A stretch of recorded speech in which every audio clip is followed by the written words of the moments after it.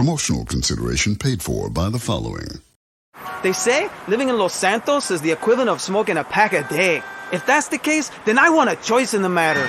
So I chose Redwood. I used to sell my body for drug money on the streets. Now I've cleaned up and have a wife and go to church. And I owe it all to Redwood cigarettes. Sometimes when I get really stressed out, I beat my children with anything I can lay my hands on. Since I tried Redwoods, I find a way to relax 20 or 30 times a day. I know it's bad for me, but what's more important, me or my children? Stress kills millions of people each year and causes divorces, automobile accidents, and even war. When stress is about to get you, get a Redwood. Redwood cigarettes. Proud sponsor of the LS City Marathon. Shut up and sit down.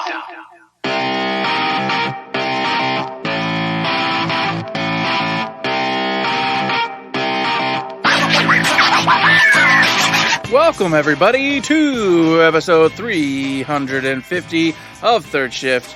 I am Mr. Eric, a happy camper living the life of a king. Here again, another week has gone by. A great showcase may have been seen by us. We'll talk about it, or maybe we won't. Maybe I'm lying to you. Maybe this is before the showcase. Where are we, Matt, in time? Well, I'm asking him a question. You didn't even know he's here. You didn't know that. You had no idea who was with me. But you do now because it's Mr. Matt, the inglorious bastard himself. He's here with me today to do a wonderful episode of Third Shift. We're going to have a good time. But before we do all that, I got to know, man, what the hell's been going on? What's your life like? What's the week like? It was a pretty good week, and it feels like a week that I did nothing, as it sometimes does, but I did more things than I remembered, because on Saturday I went to the East Lansing Art Fest, which is always a good time, and I told myself, hey, self, you have enough stuff hanging up, stuff that's you bought last year that's not even hanging up because there's not enough space, so don't buy anything. But then I saw this picture that I'm going to send to you. I sent to you, Eric, and the picture is of like the big version, like original painting version. So, but there was a canvas print of it, and I almost bought it. I was like 2 little nips away from buying it, but it was perfect. And I was like, I need to hang that up on the wall. And the title of that painting is Fishing with Dad. And when you see it, you'll understand why I really wanted to get that one. That was beautiful. That was awesome. Then, of course, went and ate some good food, drank some good beers, had a good time. Very next day, went to Lansing Symphony Orchestra chamber concert with a wind quintet, and it was a lot of fun. And it was interesting and different from the usual chamber music stuff that I normally go listen to, because that's usually a bunch of strings and it kind of just, it's orchestra music. Versus this, it felt like I was listening to movie scores. Obviously, there were no strings here or anything, but it just felt like movie scores the whole time. And then they got to, different composers, different genres, but it just felt like different genres of movies almost. And there was one, they played just like 6 little medleys, and it felt like Star Trek, the original series music. And it was perfect. It was wonderful. I was just sitting there like, this is awesome. Then on the video game front, of course, been playing Radiant Historia Perfect Chronology, a little bit every day, not much more to say about it. I love it. I mean, me saying there's not much more to say about it is not a knock on the game or anything, because every time I play it, it's fantastic and it's wonderful. And I find a cool story point here, and then I jump to the other timeline and get another cool story point there and move along. And it's so much fun. Marvel's Midnight Suns, haven't been playing as much of that as I have in the past few weeks. I think it's getting to be about time to finish it. Still haven't finished Storm's DLC yet, and obviously I'm nowhere near complete on the actual story, but most of the characters I have available are maxed out in like the friendship route, so I've unlocked their ultimate cards, their challenge things, which, oh man, I gotta talk about that on the What You Playing, because those challenge missions that you do to get their ultimate cards and the ultimate skins and everything are so fun. And the fact that they tuned all these challenge missions for every single hero, they're all different, and they all play to how those characters play with their cards and everything. It's so good. I'll talk about that more on the What You Playing. Also, been playing some more Forspoken, Sunday or Saturday on the weekend, someday. Sat down here and went, I'm just going to start roaming around and doing stuff. And it was fantastic, phenomenal. Doing the extra little challenges for my magic to upgrade every little skill. and just running through that world and exploring. Like I found a font that would give me an extra ability, so I put my map marker on it. It was like 1,000,000 miles away. So all the way there, just having fun, doing crazy flips and battling and having a great time. And then I got to where I was supposed to go, but I couldn't get there because there was an enormous crevasse, like on all sides of this thing. So I just continued around in this big loop of the world, finding these things and, Skyrim horsing up this giant mountain. Wonderful time. Just love being in that world, love playing that character. It's great. The other thing that's not as much fun to play is Dark Souls Remastered. And not because it's bad, not because I don't like it, but because it's just like scary games that we talked about last week. It's not scary, but it's tense. Every corner I turn, what is going to be behind here? Oh my god, it's a giant knight dude. Okay, well, before I get to the giant knight dude, there's surely going to be something around this little bend here. Oh yeah, there's the thing. Oh god, okay, I got it, okay. But behind that guy was another little bend. What's around this bend? Okay. Oh, way off in the distance, I see a closed gate and a man. Is that a dangerous man? Should I back up? Should I go forward? I'm going to back up. Save. Go fight through all the stuff again. Oh, he was just a friendly dude just sitting there. Oh, okay. Well, fight all the way back. Oh, go to this thing. It's so tense, and I can see how this one is a lot more unfair than Elden Ring was. Like, around every corner, there's a dude tucked right there. Mm-hmm. I went into one church. Thank goodness I was wearing, like, my Pulse 3D headset, my nice headset, and I hear... I'm, like, literally looking around in my human apartment, going, what is that? There's nothing to the left and nothing to the right. It's up above me. Let me walk and look. I see this little hint of a dude right above this archway I'm about to go through. So I do a little walk through and then back up, and I see his little rain of crap he's going to throw on me. Like, aha! I've outsmarted you once, Dark Souls, but you would have had me if I was just regular Johnny Go Charge, Go Get him. So it's interesting, but it's tense. I can play it for like 2 hours, and then I have to stop. I don't like being tense and stressed out. Mm-hmm. And then the other game I've been playing is Legends of Zelda Tears of the Kingdom. I played in little couple-hour chunks here and there. I told Eric this offline. I finally got off the intro island. I dove out of the sky to Hyrule below. I gotta say, man, if nothing else, the falling from the great height and seeing the entire map below you, it's freaking incredible. There's been a couple other things I have to do that kind of shoot you up in the sky to do a thing. And I was like, wow, knowing this whole land, it'd be like if you did the same thing in Elden Ring, if you could like jump off a giant tower and just be like, I can go anywhere here. And then looking off in the distance and seeing like the little green shrine things, I'm like, oh, I'm going to go there, I'm going to go there, I'm going to go there, I'm going to go there. There's the big, dark, scary stuff. I'm not going there.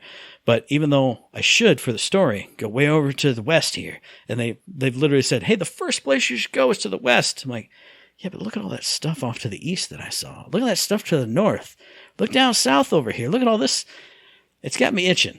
I haven't touched it again since the two big aerial shots I got to see. I was like, can't wait to go around and do more of that and just get my little horse, because I've registered 2 horses now, and just go horse riding and exploring and having a great time.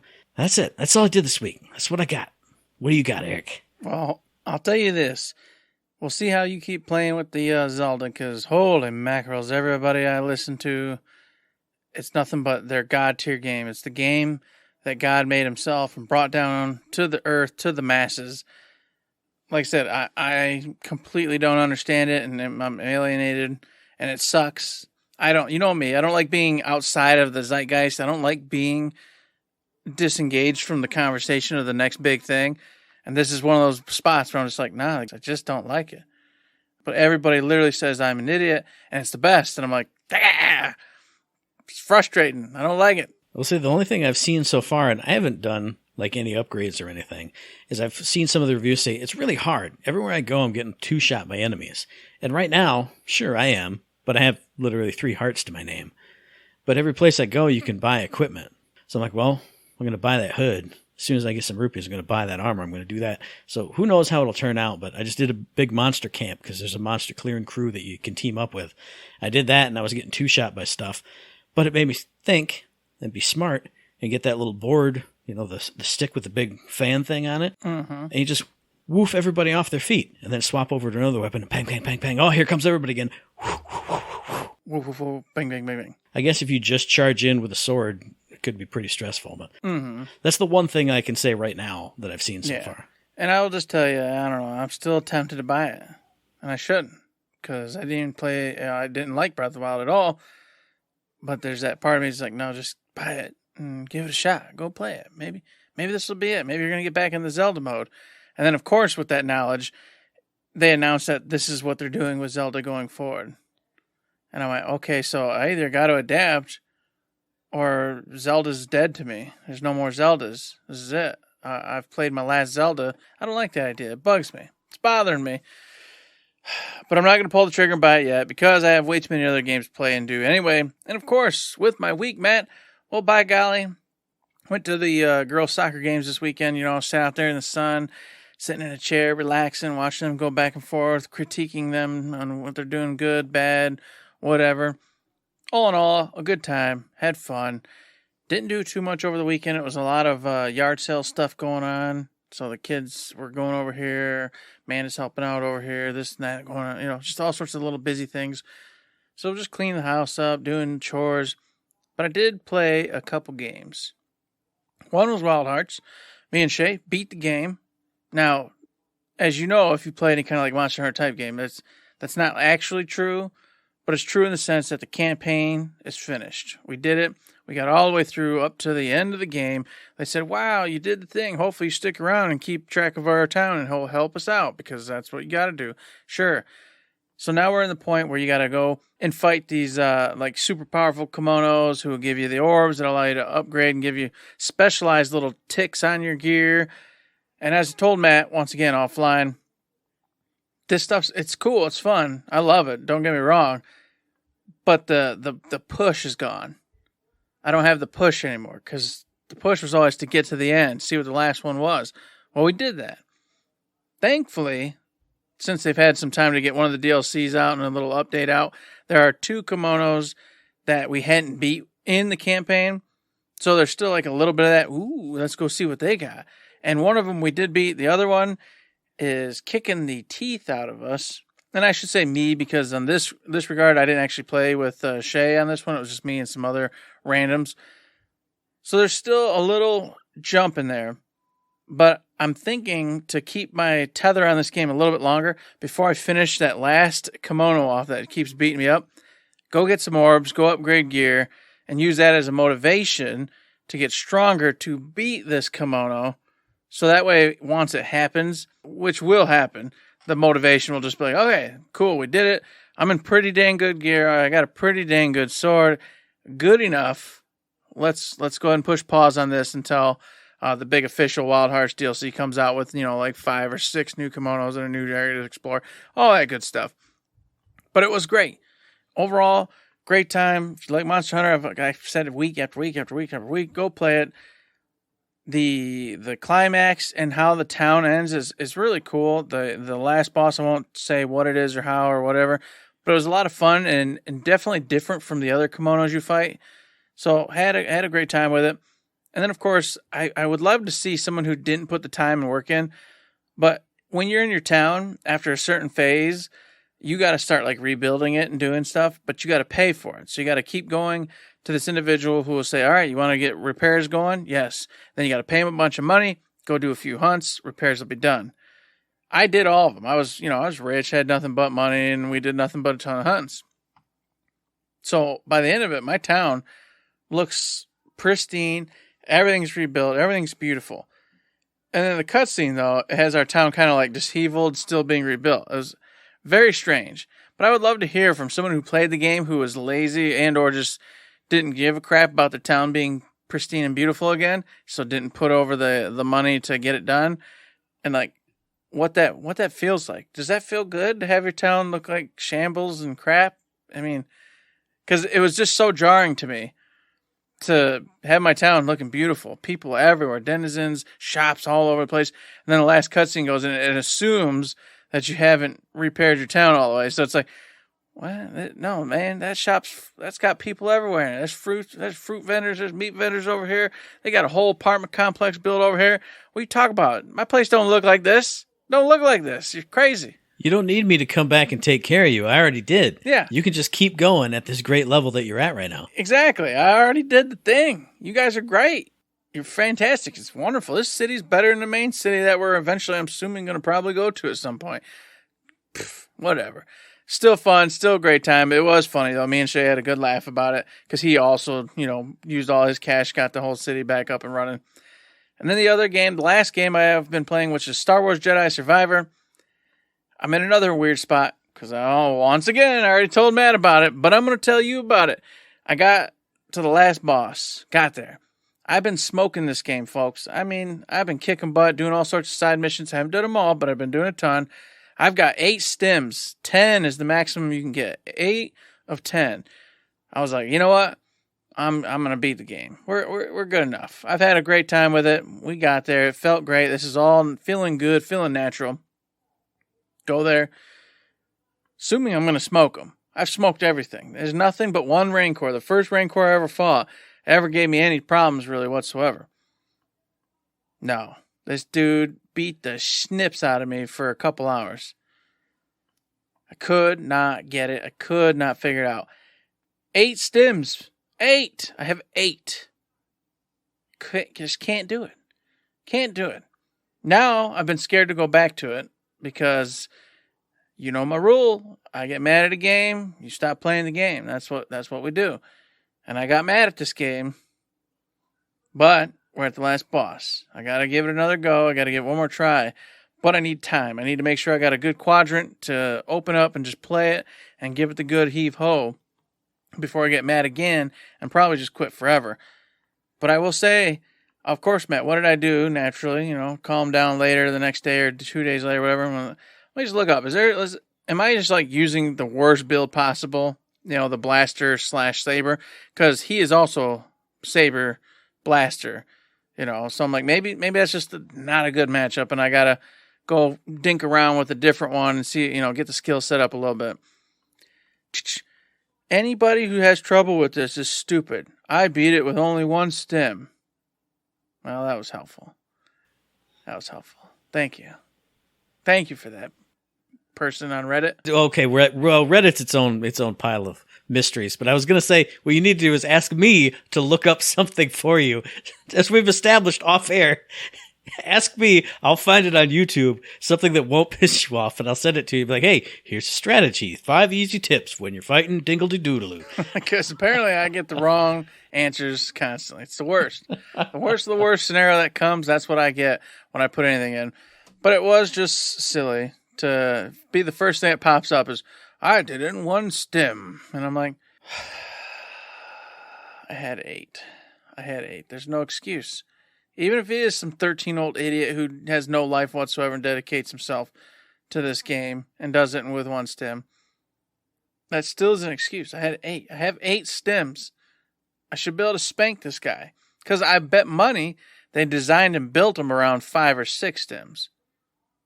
Because I'd imagine that's what your average idiot's going to get there going with. And for me, I did a little extra, so I have 8 instead of, 5 or 6. And the fact that I'm having so much trouble just bothers me, pisses me off. I don't like it. I don't like it one bit. Game's been great. It's doing the usual. I love a challenge, but it's a little bit more than a challenge right now. So it's in that weird spot where the game's been great, man. I'll tell you too, like the Marin and the Cal relationship, fantastic. I loved it. Had such a good time with it. In fact, old Greasy Money Man, he's back in there. All the stuff just mixing, melding, bringing back your old friends from Fallen Order. I've loved it all. Such an adventure. I hate the fact that it's going to end on this note. I don't want it to do that. So I want to make sure that next time I pick it up, I beat it fair and square, a few tries in or whatever, because obviously it's going to take me a few tries to just get warmed back up to what he's doing. But I hope that's the case. I hope it isn't another night of failure. And then just like the Elden Ring with that frickin' fire giant, the experience crumbles. And now instead of it being a 10 out of 10, I start to imagine in my head it's only like a 7. instead of it being a 10 out of 10, you think of it as a 7, even though it was still your game of the year. So it doesn't make sense. It doesn't make sense. No, because you know how it goes. I'm not an idiot. I'm not going to think with my feelings. I still look around and go, no, Eric, no, it was a beautiful game. It did this, it did that. I make it work. I just like the line, I don't think with my feelings. It's beautiful. I love it. It's great. Oh, goodness. So that's been my week. What a week. It's been crazy. It's been wild. What's crazy and wild to me is the fact that League of Legends story games keep coming out, and I completely missed this one. Last week, as I was looking up Dredge, I also heard of the Mageseeker, a League of Legends story, which released April 18th, more than a month ago. Developed by Digital Sun Games, published by Riot Games or Riot Forge for PC, PlayStation, Xbox, Nintendo Switch, literally every console imaginable. A League of Legends story came out, and I had no idea about it. Not only that, but this is a beautiful, pixel art, top-down, action role-playing game in which you play as Silas, who is a character I'm unfamiliar with because he was released in my hiatus from League of Legends. I won't go into the story because I want to experience it for myself, of course, but watching the gameplay of it, it's fast-paced. You're dodging, you're dashing. You got these 2 chains that Silas has in proper League of Legends and in this game that help you kind of like hook shot over to enemies or to environmental points and grapple yourself around so you're dashing all around. You have a total of 30 different spells you can use across 6 different elemental types, so you're shooting out magic everywhere. And then, again, just like in the game, he can steal magic abilities from other characters. So if you're fighting off against a major character from League of Legends, because a lot of them do show up in this game and some of them are big giant boss fights, you could steal, say, a spell from Morgana and use it as a one-shot, throw it back in her face type of thing. Or, later in the game, the spells you steal, you can actually craft and then have permanent access to on your character. So you could, I don't know because I haven't played it myself, but you could steal a really big badass ability off of Morgana or Garen or Lux or whoever, and then have that for permanent access for yourself, which is incredible. So I've heard the story is really good. Obviously, watching the action gameplay, it looks like a lot of fun, but there's just something about this graphical style. And it's not pixel art like, big chunky pixels. It's that beautiful, smooth pixel art. When you see some of it in action, you'll know what I'm talking about. But the text and everything has that nice little pixely text font that just scratches all the itches for me. So it's a League of Legends story that looks like a ton of fun to play, that has tons of cameos and or big giant boss battles against other League of Legends characters. You get to see those characters as they are in the lore, like these big unbound magicians throwing down giant spells everywhere, as opposed to when you play in League of Legends, they are very cool and they do have big abilities, but they have to be balanced because it's a PvP game and all this stuff. So I'll spoil it just a hair. I've seen some Morgana gameplay where her stuff is just everywhere, just going nuts. She looks like the embodiment of magic that she really is. I've heard there's an event with Shyvana where she turns into a dragon and it's big and bold and bombastic. Lots of other bosses that aren't even characters, big bombastic things, beautiful pixel art and animation making them happen. I can't believe that I missed out on this. And also, 2 things that are also wild and crazy. The fact that I'm talking about this one this week means I'm not talking about the most recent League of Legends story, which is releasing this week, which is all about Echo, which is like a side-scrolling 2D Metroidvania-looking thing, but I'll maybe talk more about that next week, or I'll talk about the Forspoken DLC that Eric told me about last week, which drops this week in Tonto We Trust. I can't wait for all these things. Again, we say it all the time on the show. Too many games. Too many DLCs, too many games, too many awesome things that I have to miss out on because I gotta go to work every day. But I'm here to tell you, if you're interested in top-down, fast-paced action RPGs with a pixel art style and a good story, check out the Mageseeker and check out everything else that I just talked about, or maybe listen to me talk about some of those next week, because I probably will talk about at least one of them. What do you got this week, Eric? Ooh, I got something sweet for you, something bubbly, something airy, man. Get ready. It's another thing I want to play. Yeah. I got Puzzle Bobble Everybubble, baby. Woo! Developed by Taito, and it comes to the Nintendo Switch as of yesterday, May 23rd, 2023. You know, if it's got Bubble Bobble, if it's got my boys, Bub, Bob, Peb, and Pab, I'm talking about it. I always do. Every year there's another one of these games that I bring up for no reason but that it's nostalgia and just wonderful good times. This everybody, is not your typical Bubble Bobble. It ain't the old school Bubble Bobble. This is Puzzle Bobble. This game came out a long time ago. Oh, I know, Matt. You got the chomp. I got the chop because I'm not saying Puzzle Bobble's better, but it's that spin-off that has its own special appeal. Yes. Staying up till 4 o'clock at night playing the endless Super Nintendo mode. Oh, God, oh, baby. It is a wonderful game. And, of course, if you don't know at all what this is, like I just told you, you got Bub, Bob, Peb, and Pab. You're hanging out, and you will be taking control of these little orbs, these little bubble-type things, and this little spindle, and you will then shoot the different colors up into the air, up into the air. You can bounce it off the walls, etc., to then match it to the said colors to then pop them. And this whole time the walls will be coming down slowly and increasing that pressure on you to make sure that you get rid of those evil bubbles before they reach you and you lose. You'll be pitted against AI. You will be pitted against people. It is a 4-player co-op / multi smash 'em up type game, going against your friends, going against whatever, the computer. And of course, like I said, you compete by using these different colors, popping them up there, and it gets so crazy and phonetic and just wild. And you start, it's such a fun thing because you start to lose sight of what you should be doing. All right. You start to just focus on those bubbles that are about to screw you over. So you're over here just popping the ones right immediately under you. But if you'd have just looked up, you'd have seen that there's a pink one you could have popped, and it would have just busted like 3-4 whole rows of crap for you, and you'd have been right back in the game. So that's the trick. That's the key to mastering this thing. And of course, if that ain't enough for you, that's not it. They also throw in barricades and such throughout those bubbles. So sometimes you can't access some of that stuff until you break the barricades, getting into the next line of the bubbles. So you have to start thinking and using that little noggin of yours to how the hell quickly can I get to this? You might have to waste some of those bubbles. Just throw them off so you can make sure you get to the next pink that you need to bust that barricade to get to them green ones that you got to pop before. It's wild. It's so simple. It's like a Tetris type game, that simple fun, and it's colorful. They moved away from like the old school, like the graphics they had. It's more like hand drawn this time instead.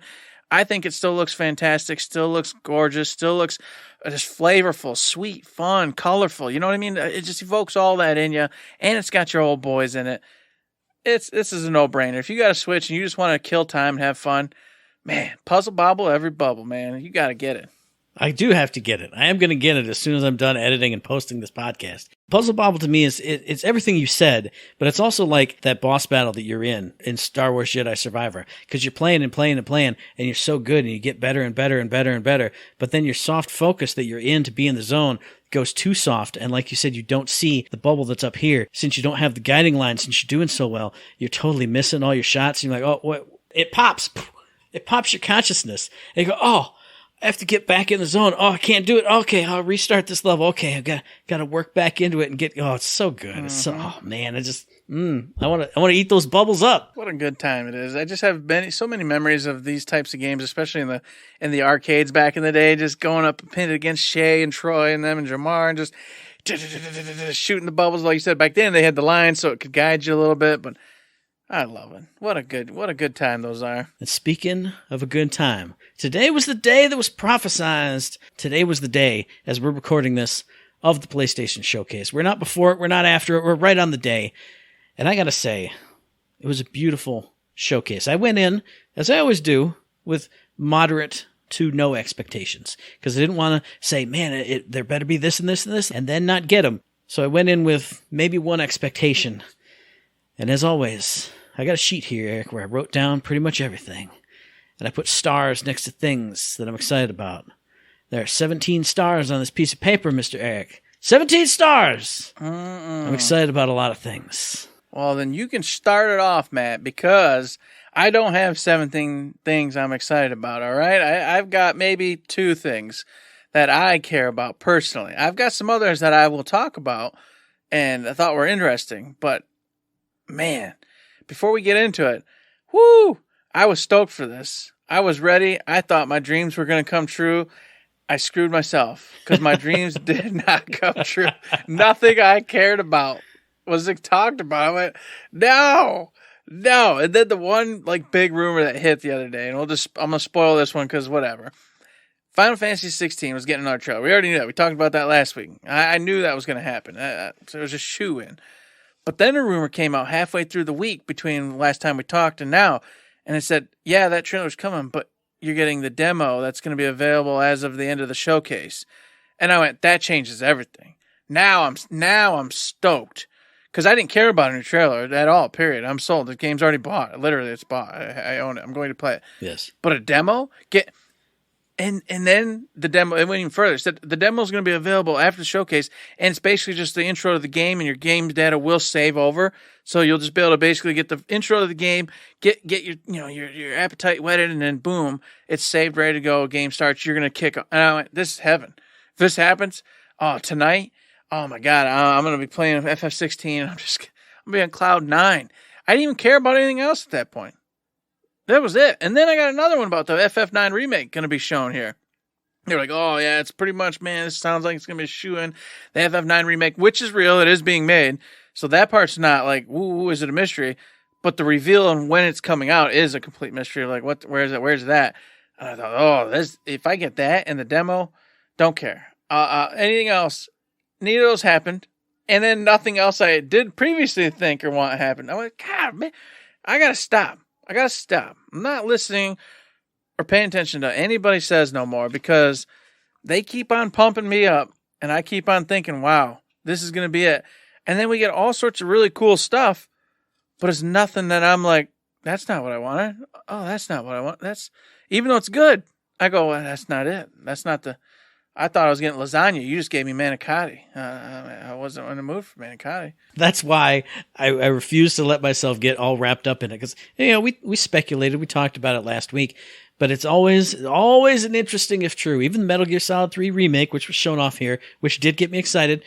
But it was the Knights of the Old Republic remake trailer that we got before. Mm-hmm. It was CGI, nothing.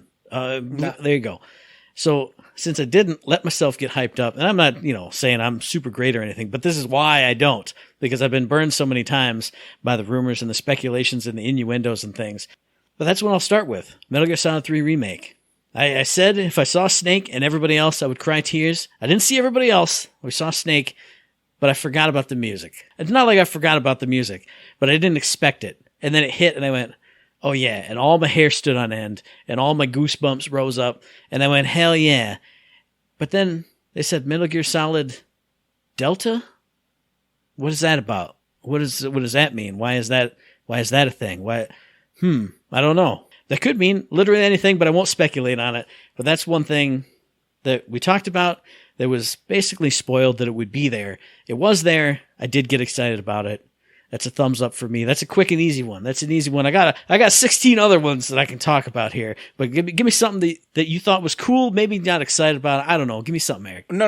Like I said, I had a couple that I was stoked for, but just unfortunately not a billion that I'm personally there. But Alan Wake 2. Easy one, yeah. Boom, bam, bang, easy peasy.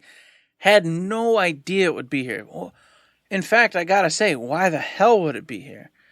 That studio is owned by Xbox. Is Remedy owned by Xbox, though? I don't think so. Yes. No, they are.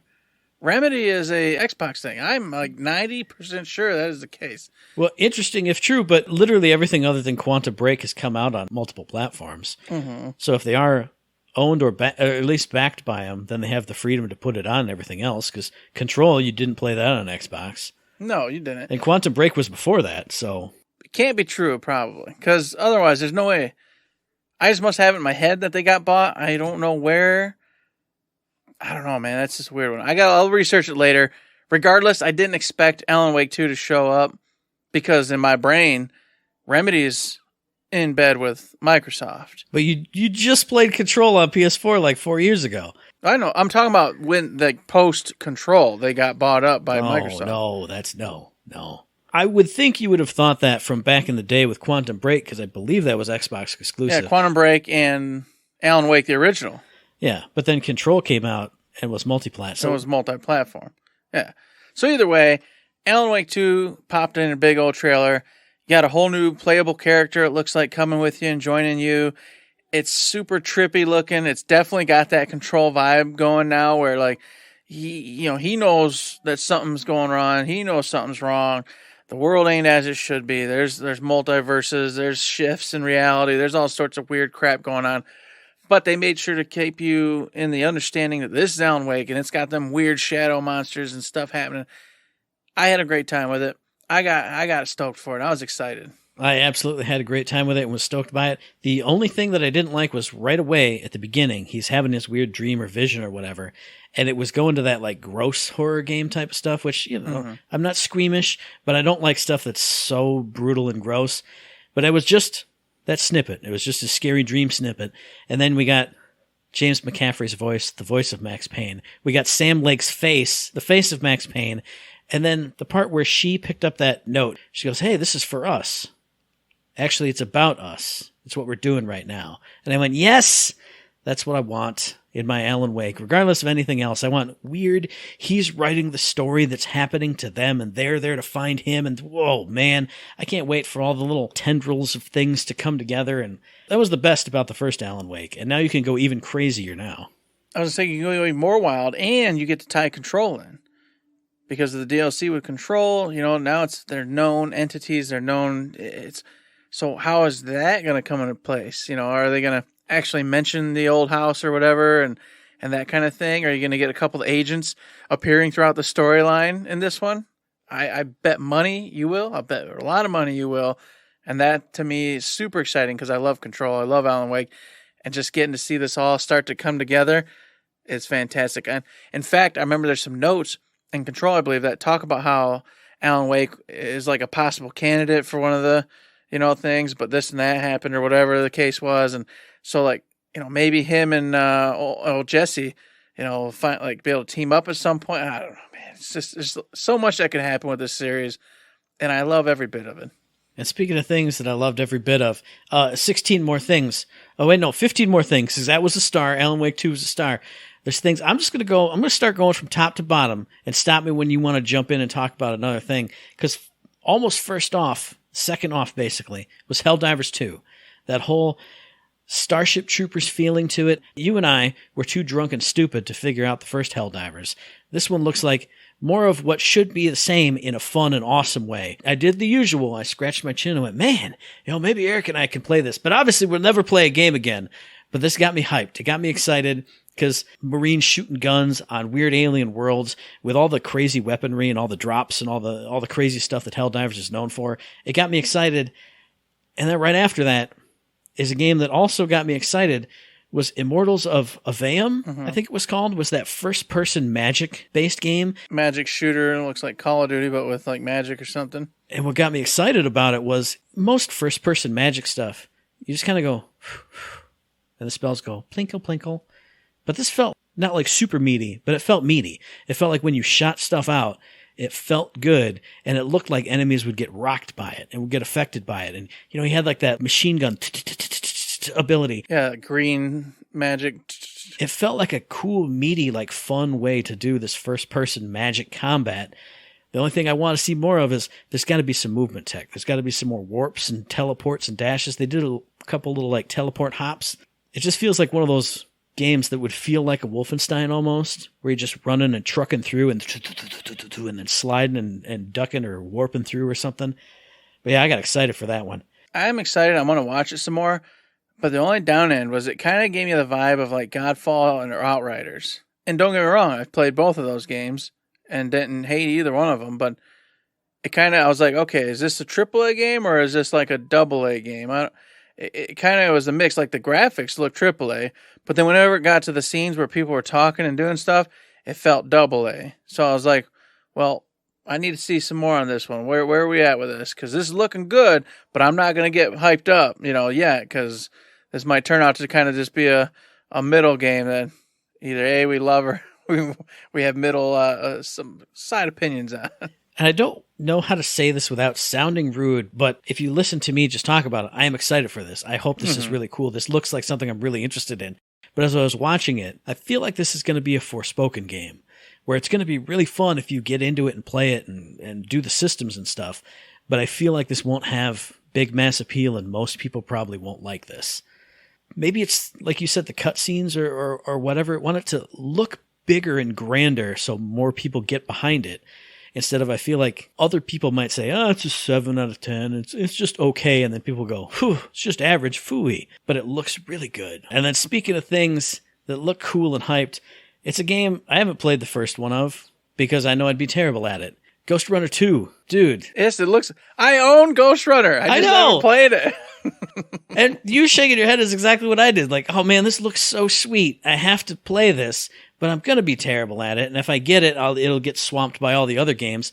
But just seeing it again, like, I knew it as soon as they started showing some gameplay. I went, that's Ghost Runner. I know it is. Oh, yeah. Like, as soon as the shuriken came out, before I even did anything, I was like, Ghost Runner 2. And I thought, how smart to create this system of free running and combat where all you really need to do to make a new game is just make cooler levels and more stuff you can free run around in.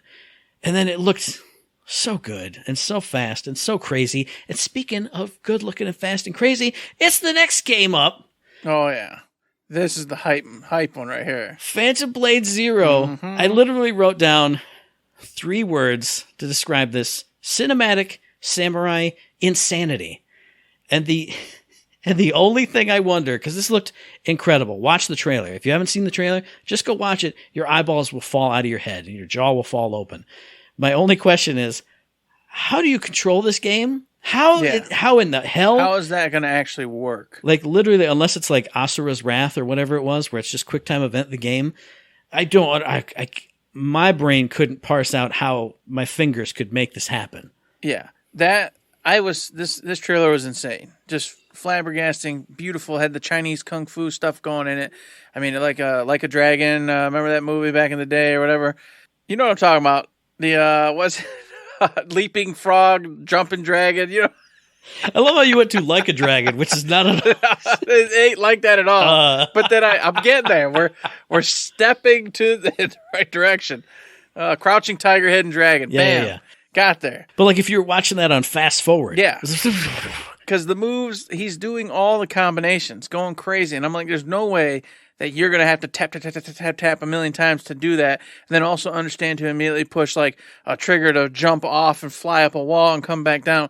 No, they're not showing you the part where I think you're right. I think it's going to be like mostly quick time stuff. Like it's going to be a scripted battle and you got to do the right commands. And then he's going to do all that crazy stuff because there's no way I'm going to be good enough to play this game otherwise, where if I'm trying to fly up walls and come spiraling back with, it's not going to happen. I'm going to die. And even saying that we expect it to be a QuickTime event game, I don't mean that in a bad way, because if you're doing all this spectacle stuff and all I got to do is do some QuickTime events and see the most insane action I've ever seen in my life. Oh, I'm playing it. Hell yeah, sign me up. Yeah, this was fascinating. This got put on my list to watch. If you have not seen Trailer Matter, I told you, go watch Phantom Blade Zero. That trailer was phenomenal. I can't wait to see more on this game and how you actually do control your character, because the other way it could go is it's a completely skill-based game, and you just have to get really fast, really good, really quick, and be able to understand exactly what your baddie or opponent's about to do. We'll see. Time will tell, but that's about all it shows for now, for sure. I'll dive into a couple more indie-style games. I'm going to start with Sword of the Sea, which it said was brought to you by the artist who brought you Abzu, another game which I've forgotten, and Journey, and this looked like the next generation of Journey. A hooded, mysterious character going through the most beautiful, color-washed environments I've ever seen in my whole life. The trailer was just gorgeous. I have no idea what's going to happen in this game, what you're going to do, if there's even combat or anything, or if you're just exploring around, but just seeing it made me want to play it. And in a similar vein, Revenant Hill. I loved Night in the Woods years ago when I first played that, but another game in that graphical style from that same team and everything, sign me up. I'm going to play it 100%. I'll jump to a possibly Eric-style indie game, and that's The Plucky Squire, which we have talked about before, but this one was shown in even more detail, where you're a storybook character going through a storybook in like a 2D Zelda style. And then you pop out into the actual room. Listeners probably remember what I'm talking about now. You pop out into the room in a 3D style. So you're running all around. But then this one showed that you're Legend of Zelda Link Between Worlds style, where you can go 2D into the walls and stuff and get through all the cracks. And oh man, this just looked nuts. It looked great. I can't believe I almost forgot about this game. I thought this was a game that came out and I just forgot about it and it slipped by and did its thing, did good or bad. And I totally just let it go and realized I can't play every game. Seeing this pop back up, I went, oh, it ain't out yet? I still got a chance to maybe like this thing? Oh, cool, yeah. And then watching the trailer, I was the same as you. I'm like, oh my gosh, there's so many possibilities with this. This looks incredible. If they can deliver, man, I might have to not let this be one that just slips. So definitely nice to see it pop up again. I, too, was very impressed with the fact that you can, do the whole Link Between Worlds facet along with the 2D, 3D elements going on there. Great game. Incredible. And, of course, I'll state this one, man. Here you go. The VR showcase popped in. I was very interested about this. I want to see what's going to happen. Where's my VR stuff going? And then they did the Resident Evil 4, which was cool, but we already knew that existed. We already knew it was coming. I don't remember, it didn't say if it was free for anybody who owns Resident Evil 4, right? Like the last one. If you had Resident Evil Village, you just got the VR mode for free. Right. I don't think they did that this time. This one just said coming sometime. Okay. So maybe I don't have it. Maybe I'm going to get it. And then there's two more, man. You got to help me here because I was driving at the time. So I didn't get to see everything. But one was the Arizona game. It's like basically like a Dead Island type thing looking. Arizona Sunshine 2, yeah. Okay. That was looking fun. That looked like a good time. Going in there, chopping zombies up, playing with their corpses and rotten parts and doing all sorts of stuff, helping your dog out. That was looking cool and had my interest going. Now, listeners, you have to watch the trailer to know what he's talking about, playing with the corpses, because that's what I appreciated. I'm not a zombie game guy. I'm not a zombie fiction guy, but I loved the humorous aspect of this trailer. It was so hilarious, and the way he was like, with a zombie corpse, and it was wonderful. It was great. And that piqued my interest because, like I told you, in the little bit I've played, of course, of the Horizon, I'm over there picking up the apples, throwing apples around. I'm over to pick up, the drums and do a little bongo drumming on it. If I can pick up heads and toss them around and just manipulate things in that kind of, that's fun. Mm-hmm. Like, I can't express to you how fun that is when you got your VR headset on and you're in this completely ridiculous world, just tinkering with the stuff in it, doing things you obviously no way in real life are going to do, so that got me interested in that game. And I know they showed some other stuff, but once again, I was driving. So unfortunately, I was like, oh, what's that? It's so dark. I can't see what the hell it's doing. I'm going to jump in and help you out by saying that Synapse, which is a game that I talked about before when they did like a PlayStation Direct or something, and they didn't show any of like the story stuff. Mm-hmm. They just showed that you had abilities and you were shooting dudes and you could like pick up rocks with telekinesis. Yeah, that was one I was previously interested in. Yeah. But this one had like story stuff going into it because you're diving into the head of this guy trying to get information out of him, and you have like a handler who's talking to you and forcing you to go through it, and it almost sounds like, I don't know if this is actually the case, but it almost sounds like roguelike-y, like you run through some runs of it, because in one voiceover thing she says you have to go through it until you get it right. You can't stop. You just have to keep trying it and trying it. But anything that has telekinesis and gunplay, it's going to remind me of Advent Rising, one of my favorite games ever. And this, knowing that you would literally use your telekinesis with your literal hand to pick up something and chuck it, that gets me excited for PlayStation VR. So you need to get this, and I need to come over. Yeah, trust me, I'll be getting these games. I'm going to be getting any decent to great game on the PSVR too. I didn't just spend all that money to not play these games. But the last one was Beat Saber. There's nothing really to say about Beat Saber. Everybody knows what that is. They added, it looks like some Beatles stuff to it. I don't like the Beatles, so that didn't get me hyped, but or wasn't the Beatles? It's Queen, dude. It's Queen. I couldn't see. I couldn't see. I just heard the song, and I'm like, is that the Beatles? I don't know. Oh, Queen. I don't like Queen either, really, so it's the same thing, just different band. I was like, I don't care, but they're going to get my money anyway, because I'm going to go ahead and purchase this, and I'm just going to buy all the packs, so I have every song there is known to mankind for this thing. Now, the thing I couldn't see, because it's dark and I can't see anything on this dumb phone while I was driving, mind you, at 80 miles per hour down the highway, so I shouldn't even been trying to see it anyway, but that's neither here nor there. Did it say available today? Is that what I saw? I don't remember, honestly. I looked down to write it down, so if it popped up right at the end, then I'm not sure. that's the only thing I was looking for, but it was so damn dark, and like I said, I was literally going 80, and I'm like, I can't take my eyes off the road, but I need to see this. But that was exciting because that's, of course, my wife's favorite title. for the VR original. So we'll be getting that day one. And if it was out today, then obviously as soon as it shows over, I need to make a purchase and keep going. But that was the VR pack for me. It looked great. I was, I ain't gonna lie, I was hoping for a couple more, but what they did show was pretty dang cool. I'll rope in with a couple more non-VR ones. I'm going to start with Foam Stars, which I literally wrote down one word about this. Splatoon. Splatoon. It's Splatoon, but with foam. But I mean, to be honest, Splatoon looks awesome. I've always thought that's a game I should play, and I never have. I've never bought it. This looked interesting to me in that same way. And just a personal thing for me. In Forspoken, you can get a power where you sail on the water with a surfboard. Somebody's movement in here was sailing on the foam with a surfboard. And I went, yeah, I want to be doing that. So I'm hoping there's like a demo or it's free to play and I can jump in and get some Splatoon fix and see if I like this because it looks like something I would like. It's that area control and special abilities doing stuff. It's always looked good. I hope this is good too.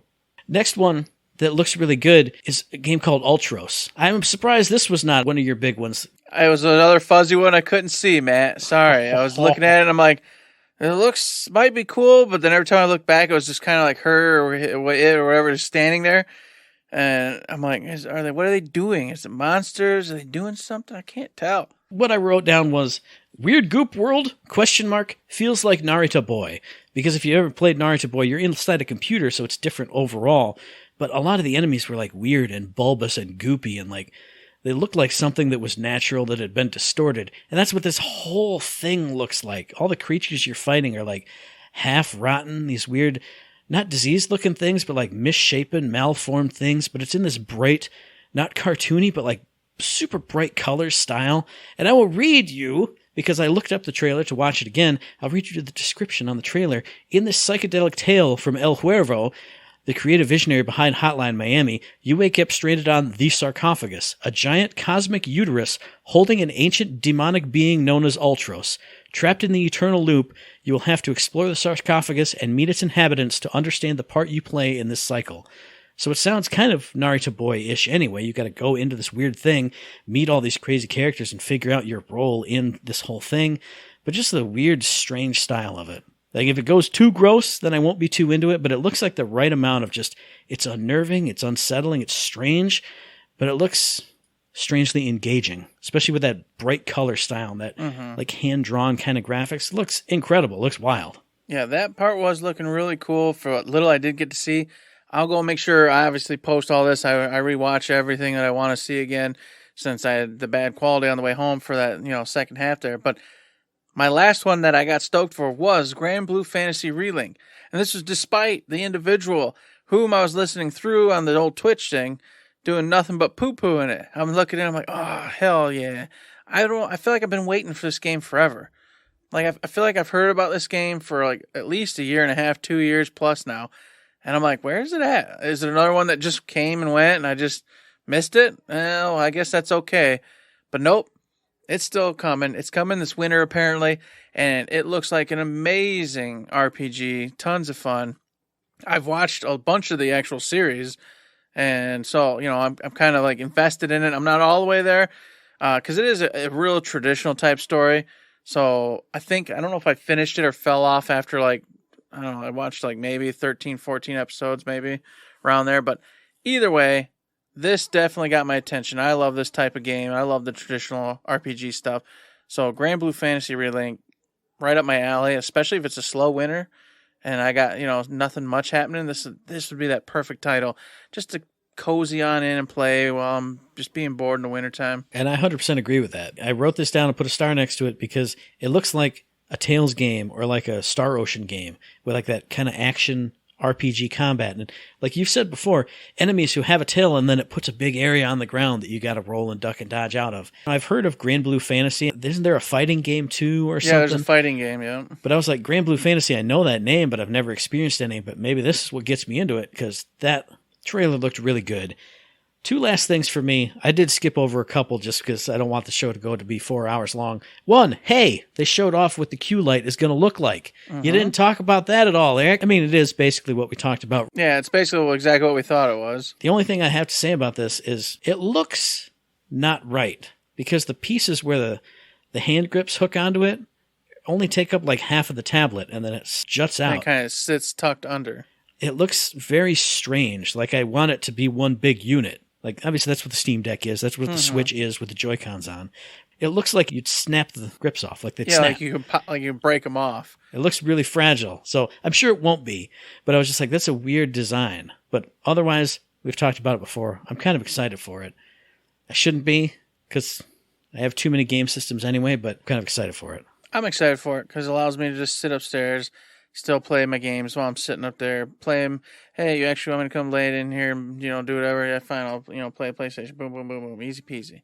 It gives me that extra option to play my favorite system while I'm sitting in other locations besides down in the dungeon. And the last one, it's the last one they showed. It's the last one for me. I put a big star next to was Spider-Man 2. I know Eric's not a Spider-Man gamer. And I tried. I gave it a fair shake. I'm not just hating. It wasn't for him, but Miles Morales was 100% for me. And I've said it before when I talked about it.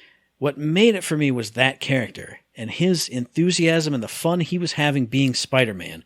So the second that I heard his voice in this trailer, I got those chills. I got that excitement again. And then when I looked at the screen, because I wrote down Spider-Man 2 and I heard his voice, and I'm like, yeah. And I looked up and I saw Peter Parker in the symbiote suit. Obviously, I saw the Kraven the Hunter stuff beforehand, but I saw him in the symbiote suit, and I heard him being an aggressive jerk to Miles. And I went, this is going to be awesome, because Parker in the symbiote suit, everybody knows it. But with super energetic and positive Miles there to balance him out, maybe he's what gets him out of the suit in this game.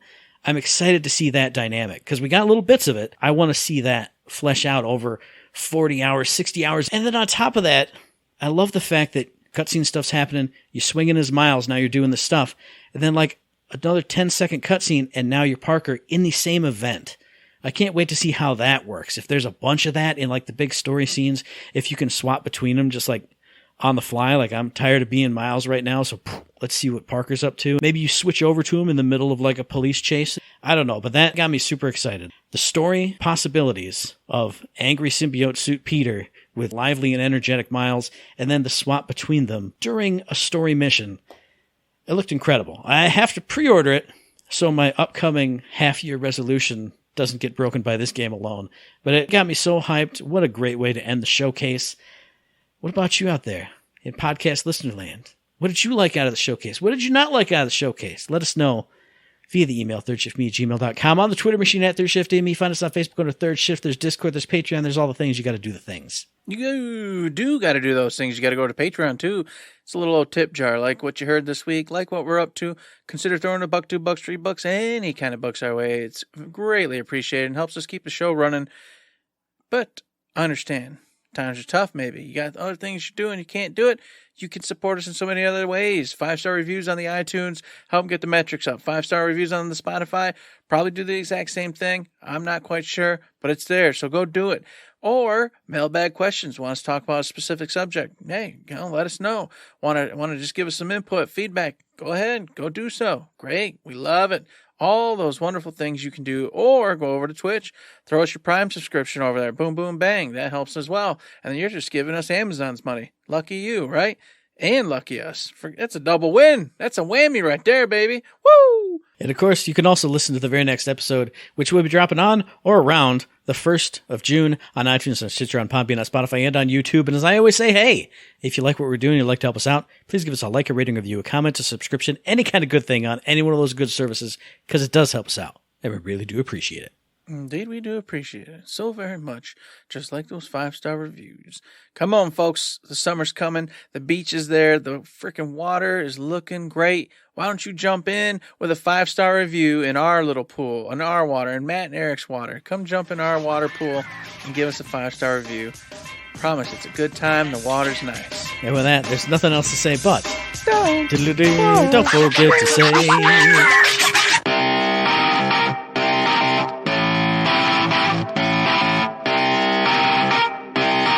Shut up and sit down.